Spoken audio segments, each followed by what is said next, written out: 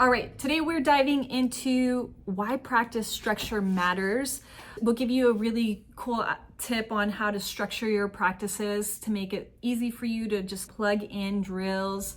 We obviously know that structure creates focus, it creates the fun, it makes things run smoothly and with less chaos.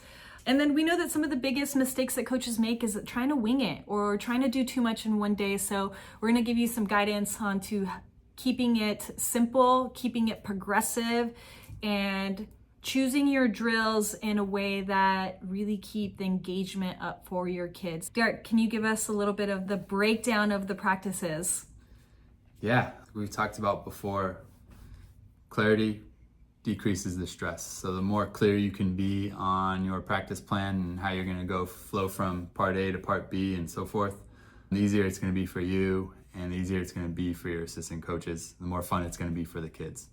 So when you say that, are you talking about writing it down? How important is writing it down? Like having a piece of paper written down? Writing it down would be the bare minimum. I think that you want to have a file on your computer at home with a practice plan on it, and it's really easy to duplicate practice plan for the next practice and then take the same structure, plug in different concepts that you want to work on, and then you can adjust time frames on there. But I think that's a lot easier than writing it down and recreating it from scratch every single time. With that said, I remember back in the early 2000s when I was playing college baseball at Chico State, and we have our practices, and Coach Meggs had a clipboard, and I could only imagine what was on the clipboard. I never saw it myself. But 20 something years later, I have a clipboard and there's a practice plan on it. He ran things to a T. He was looking at the watch. We had a certain amount of time to work on each thing. And now I realize just how effective the plan is, not just running an effective practice, but keeping it to the time frame that you promised the kids and the parents, right? We don't want to be unorganized and run longer or shorter by a substantial amount of time. What's on that sheet? I think that there are some things that are non-negotiable regardless of age group. Every great practice should start with a quick brief. You want to let the kids know what they're getting into, hype up the fun stuff that you're going to work on that day, let them know how they're going to get better. That brief is super important because you want a great attitude and a high effort level throughout practice from as many kids as possible, ideally all of them. If you can correlate what they're about to do to them getting better and what's going to make them feel successful, then you'll gain more buy-in from them. They're the sharpest at the beginning of practice. So challenging them and giving them those key points that you're wanting to take away from practice, they're the sharpest because they just got there, they're excited to work. Definitely. Okay. Next, warm-up is a non-negotiable. Young kids, they're limber. They don't need it as much as I might, being 43 years old, but it's not just the fact that they're warming up. You're teaching them to respect that there needs to be a warm-up so that they take that with themselves for the rest of their lives, knowing that a warm-up's a non-negotiable. When they're older and they need it a lot more than they might now, they'll respect it and they'll know that they need to get it done.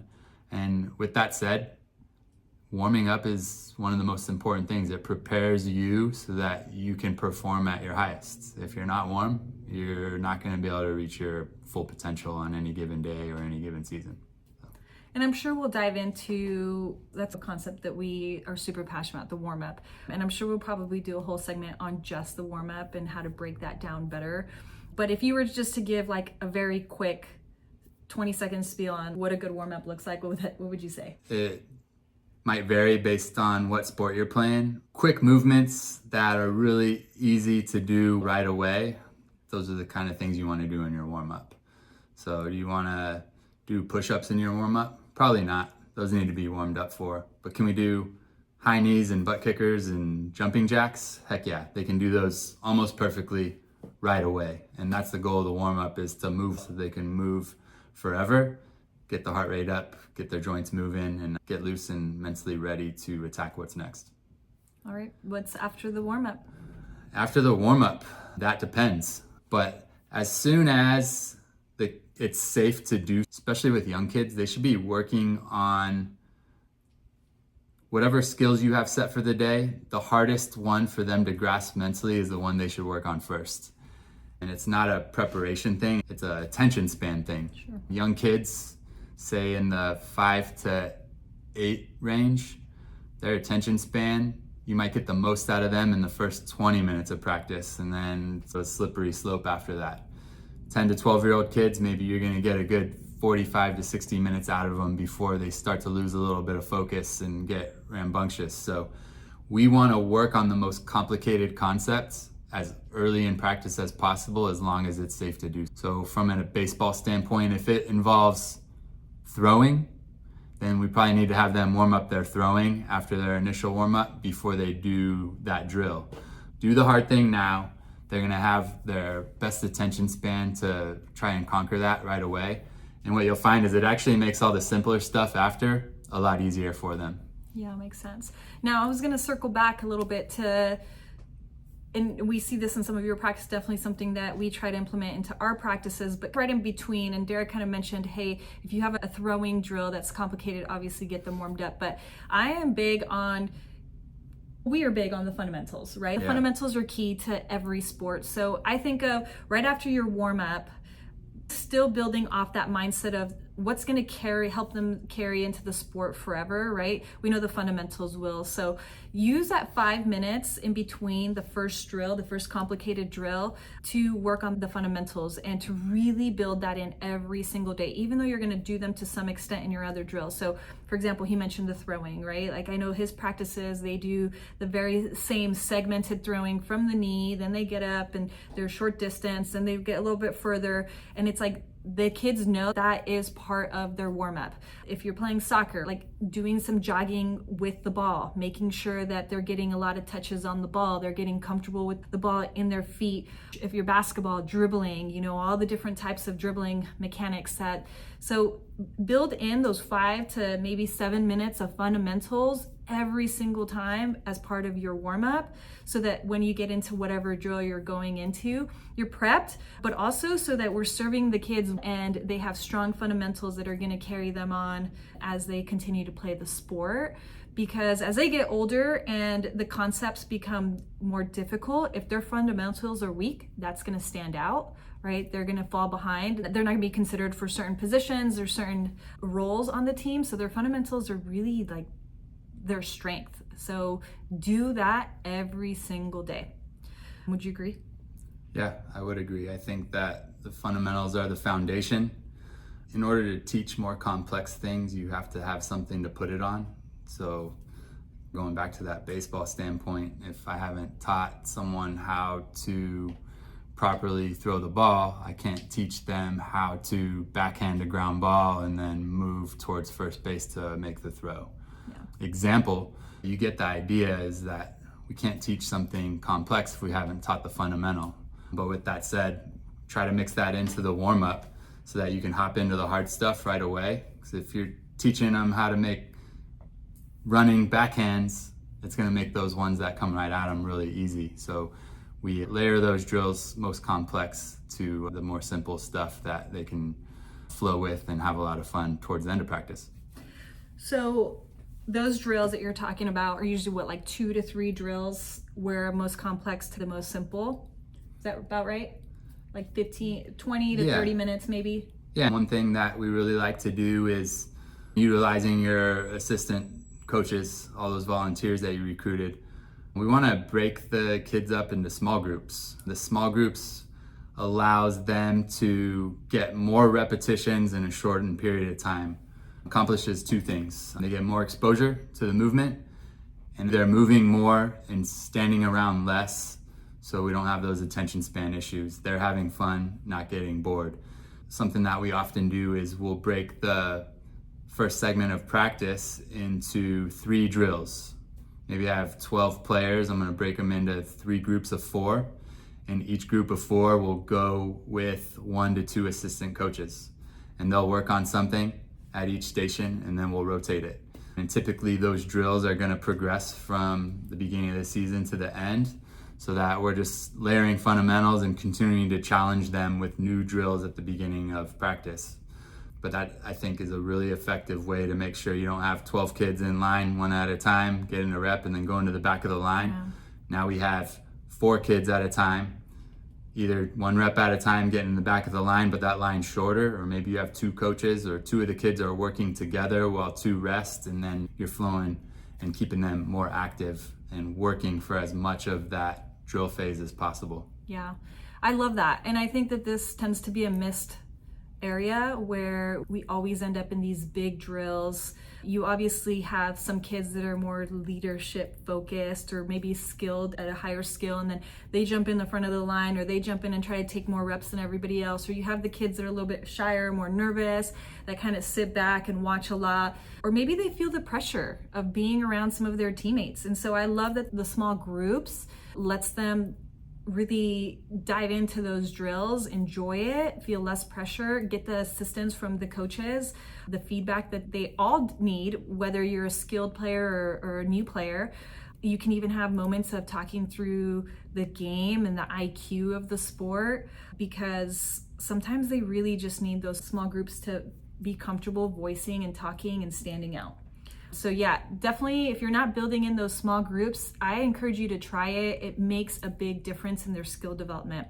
So after the 3 drills, this is the fun part. What do we get into after that? All right, after that, typically the drills in small groups involve just small portions of the team. Most practices, you should be getting the entire team together also, and potentially teaching team concepts, or maybe doing scrimmage and gameplay. I think it's important for everyone to be on the field and working together and feeling that team aspect as opposed to just their small group. So that would be what's next. With that said, you have some room for making adjustments, right? If the team concept you're teaching that day is the most complex idea to grasp for the kids, then maybe you're doing that first and then doing drills at the end, right? Maybe the drills that you have planned for the day are just taking shots on goal or blocking goals, just things that they do often, but you just want to keep them doing them and getting more repetitions. Maybe it's taking batting practice. That can be something that's saved for the end, and you want to work on team concepts like cutoffs and backups that they haven't been exposed to. So you do that first and then do the drills at the end. You want to have some type of full team play concept going on. For baseball, we like to break them into groups and have them play inter-squad games where one of the groups is the outfield, one group is the infield, and the other group's hitting. And then they rotate through, and it gets them a lot of at-bats in a short period of time. They have to hustle on and off as base runners because they might be up again every 3 to 4 minutes. It seems to be a lot of fun, and they're able to play baseball together, but not really think too much about learning something new. Yeah. If you're going to give some guidance to a new coach, how many concepts do they want to introduce for the first time in a practice in relation to how many concepts do they want to readdress from previous practices? Is it like only introduce one concept and build off the other ones that you've done the previous practices? Or what tends to flow or work well so that it can gradually progress the kids through these skills? That's a really good question. It depends. As mentioned, we have that file of practice plans from past seasons, but every team is different. Every division's different, and then say your kid's playing the same division 2 years in a row, season 2 is going to be different than season 1. Some of the kids are going to grasp things really quickly, and others not so much. Some love the game a lot more and dedicate themselves to it, and some not so much. So you want to create a plan, but it needs to be flexible because your team might dictate that they're not ready to move on. So I'd say in the beginning, you're teaching one new thing, and if they don't quite get it, you might find that in the next practice, you're teaching them the same exact thing, working on it again, or maybe trying to approach it from a different angle, but it's the same fundamental. And then another drill, you might progress. So they'll tell you where they want to go with it based on how well they are at executing it when you go to that full team play and happening naturally without them having to think about it. Does that make sense? It makes sense. Yeah, absolutely. And then last but not least, we have the cool down, right? We think of it as a time of reflection. It's really easy to do your practice right till the moment that parents are waiting to pick up and be like, all right, guys, go get your stuff. See you next time.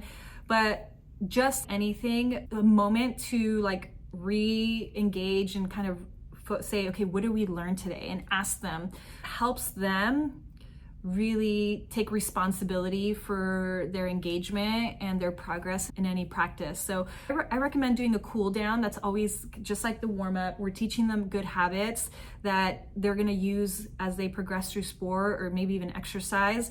Cooling down is part of that. So using that cool down time for the coach to be like, what did we learn today? Where did you have the most fun today? Or what was the hardest drill or skill that we did today that challenged you as a player? And then of course, an opportunity to recognize effort, right? It's great to turn around and say, hey, Johnny, I really saw the focus that you had today. I'd love to see that. Bring it next time. And really just give that positive encouragement to all of the kids during that time. Would you agree that last 5 minutes is pretty crucial time?